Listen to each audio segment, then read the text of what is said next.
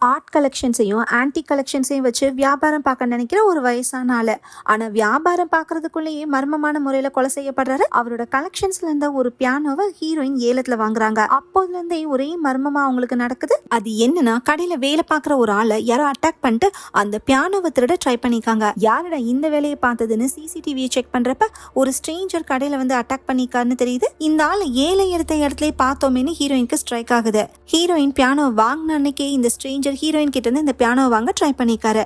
இப்ப என்னடானா, ஹீரோயினோட கடைக்கு வந்து பியானோவை திருட ட்ரை பண்ணிருக்காரு. அப்படின்னா இந்த பியானோல ஏதோ ஒரு விஷயம் இருக்குன்னு ஹீரோயின் அலசி ஆராயிறாங்க.